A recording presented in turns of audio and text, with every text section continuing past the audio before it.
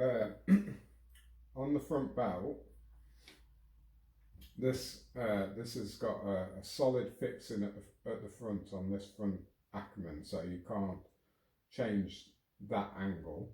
But here on the central pulley, you can move this backwards and forwards. So you've got to just, rather than having a set position like you do on the rear, you want to achieve on the front pretty much the same feeling as what you've got there on the back. So I don't know if you can see that one there.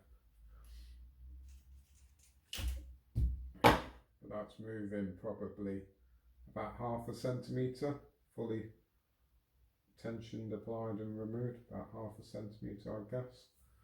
Whereas here on the front, that's moving about maybe 1 centimetre to 1.5 centimetres at the moment, so it's got way too much slack on it. So I'm just going to just check it again. So now you can see that that's a little bit too much. It's got too much tension on there now. So I just want to move it back a little bit.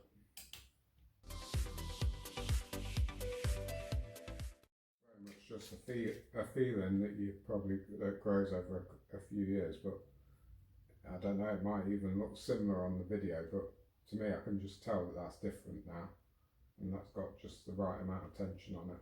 Not too much, not too little, just perfect. Moving, like I say, about 1/2 centimetre when you're applying the tension and when you're taking it off.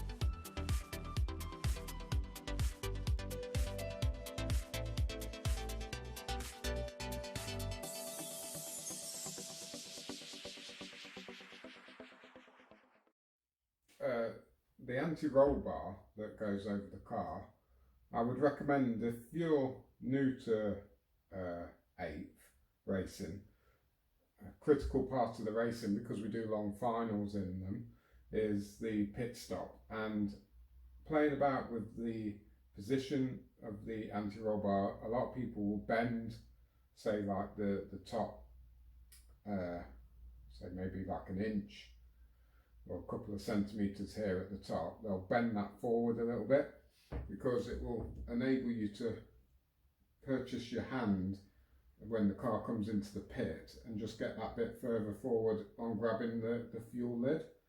And then also the other things that you might want to try is, some people put some tubing over here, some fuel tubing, something else, just to help so that when you're grabbing the car, it's balanced. Now, what I do when I'm pitting for a car is I wear a glove on the hand that's grabbing the car, and effectively what I do to keep the car balanced whilst I've got it in the pit, as you can see I'm grabbing it there. If you imagine that the body shell and the engine would be in place at the point in time that this is in the pits, my arm is resting on the back of the body shell and my hand is literally resting on the top of the engine.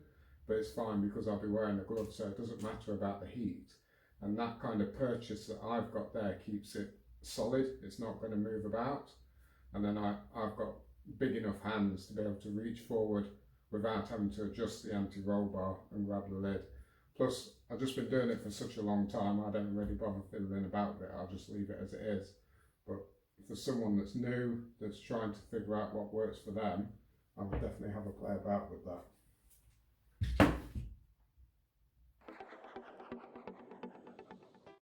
If you're unsure how to put a side belt on the car, the way I do it is I literally just put it over the rear pulley like that, and then just offer it up to the front pulley.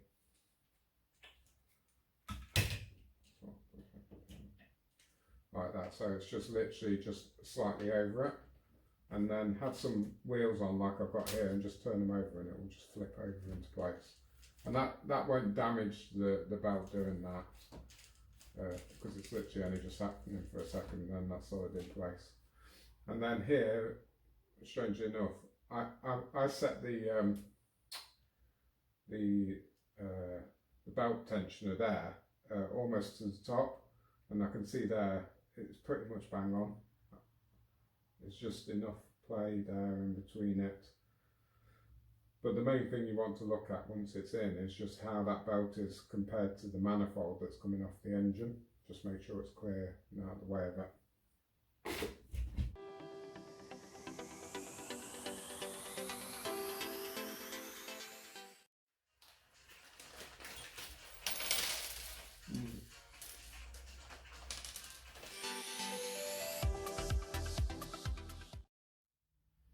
I just put the rubber washer inside this tension nut that's going to go on here for the steering, and again, just an old habit, because that rubber is just going to go on quite an abrasive surface there with the thread, I just put a bit of oil on it,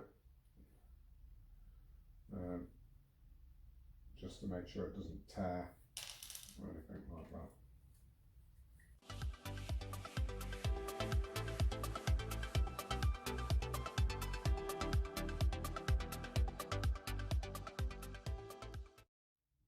So on this steering arm here, I'm not sure, yeah, so here it gives like a preload setting of 3 to 4 millimeters, and I tend to, I'd say 3 to 4 millimeters looks about what I've done, to be honest.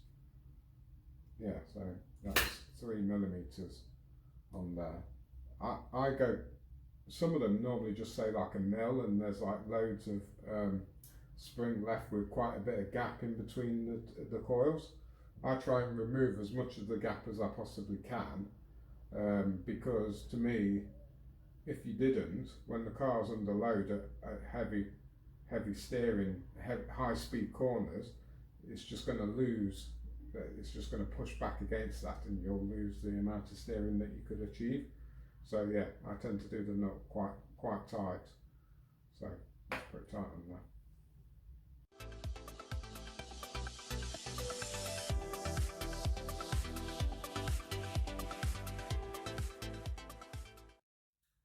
So in the book for these track rod arms, it says to set them to 42.5 in between the two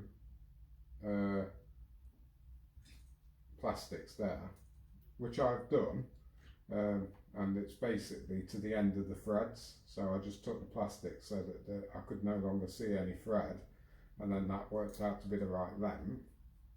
But a lot of these instructions, they'll give you a measurement of like this measurement here, so the full length of the track rod, and they'll say set that to whatever this one comes out at, like 84 millimeters.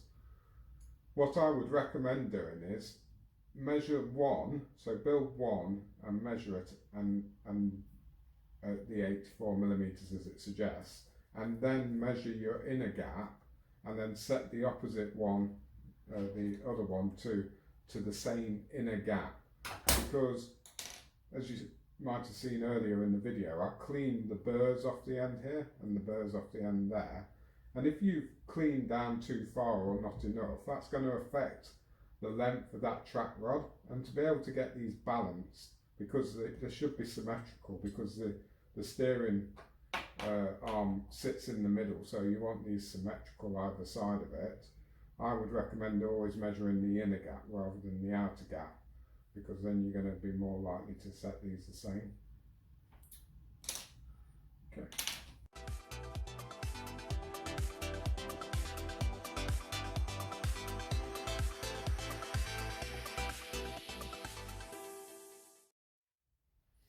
So those ball joints that I've popped into those plastics, they're both fine, they're moving freely of their own free will.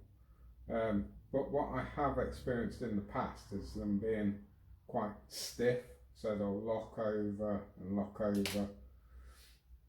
And there's normally two reasons that you get that. One, the metal, you might have turned it too far, and then it's gone into the plastic, and it's gone too far into the plastic, which is then pushing the plastic on the ball and then cramping it out. The best thing you could probably do is undo this and then just see if that frees the ball up. If it does, then I normally pop a drill. If you needed to go that far in, I normally pop a drill down there, in there, and drill that plastic out, and that will rectify that problem. If that's not what's causing the problem and it's just because this plastic is a bit tight, what I've done in the past is I've attached this ball to a drill, so I put a screw through there, locking it into place because this is threaded, and then put it in a drill and just whipped the drill around for a little bit of time, and that normally just frees it up. You could also pop a bit of auto seal on there if you wanted, just a little abrasive polish just to try and free it up, but you definitely don't want it binding. If it's binding, it's just going to feel terrible. So yeah, try and make sure that they're free, but of course this is X-ray, so we don't have that problem.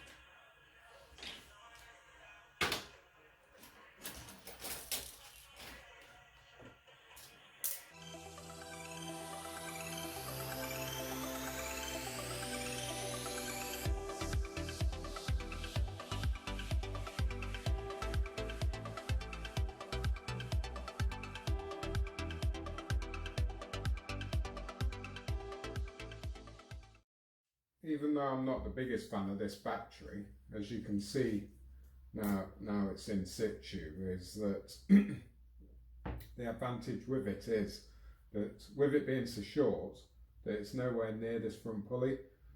Whether it's on this kit or any other kit, you need to be conscious of how close you're getting to that pulley. I've had loads of these cells just because of whilst it's in the car, when you might think, oh yeah, that's okay, it's not going to get anywhere close to it, and it's taking up the full length. But when you put the tank in, and then the tank, because the tank often has like the base of the of where it picks up the fuel here at the filter at the bottom, is normally curved around there, going down to that. When you push the tank down, then suddenly pushes the battery forward straight onto that pulley, and it's, you know, you just rev the car up and straight away your battery's had it, because it will just slice straight into it. So even though I'm not a great fan of this battery because of the capacity of it, it actually has a lot of advantages. It's dead neat, as you saw, it's dead easy to get in there. Now I've had it where it's like a real struggle to push the battery holder in once the battery's been put into place. I can't remember whether this used to be the case on the X-ray plates, but this one's quite good because it's the thickness of the electrical tape that I use to hold the battery in place. Normally you have to get like a knife on here and cut it because this is thinner. So that's worked out really nice, and as we can see, it looks really good in there. So chuffed with that.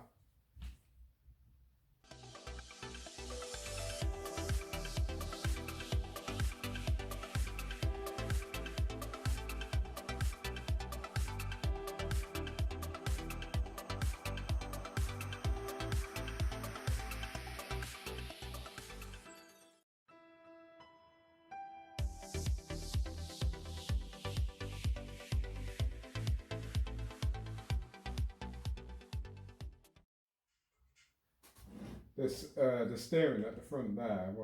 When I just put the final screw in here on a lot of kits, it's worth checking that, because I've had it before when once you tighten that, whilst the servo's not on, it's worth checking it, because I've had it before where, not on the X-ray but on other kits, where when you tighten that up, it binds, the carbon fibre touches effectively both edges of the bearing, which then causes it not to be as free as what I can feel this one is. I mean, having to apply no pressure to move it in. Before, I've had it where I've literally had to apply pressure to be able to move the steering, and then I've had to like pack it out with some washers. So that's worth checking as well, because you don't want anything binding on the steering, else it's just going to make the car feel horrible.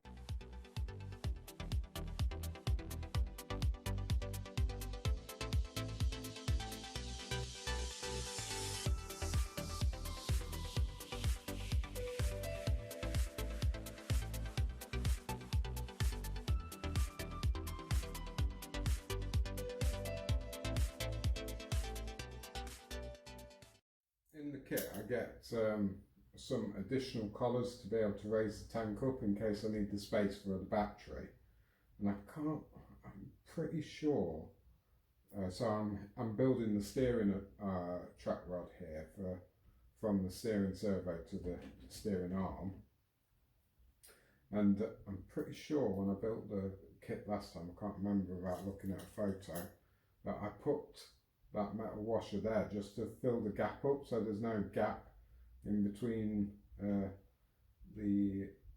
each of the plastics, and then I know if I do that it's not moved, because if there's just a gap there I'd have to measure it after a run to make sure whether it had moved or not. But by doing this I don't need to do that. So I'm pretty sure I put that there and it was exactly the right gap that I needed.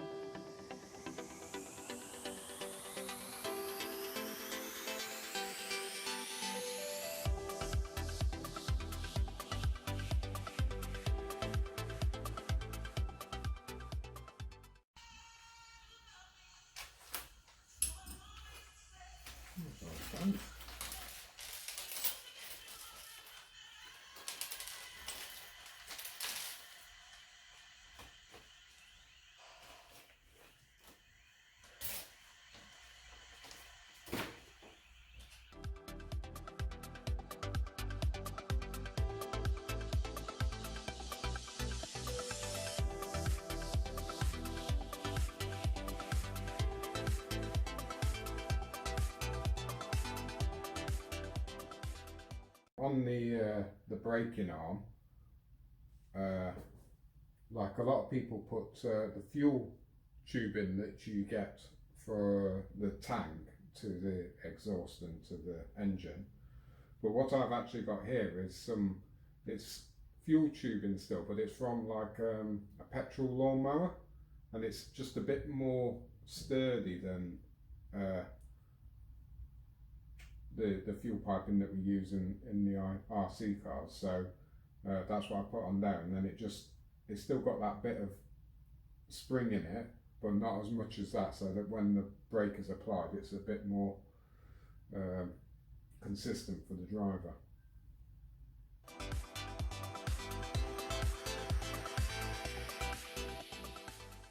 On the throttle linkage, I tend to put the whole of the thread inside the plastic, just because this is going to go backwards and forwards like a million times in the life of the kit. So I just think, well, I want to have really good purchase on this, so that it's never a bit that's going to fail on the car whilst it's out on the track. So yeah, I always put all of the thread inside that plastic.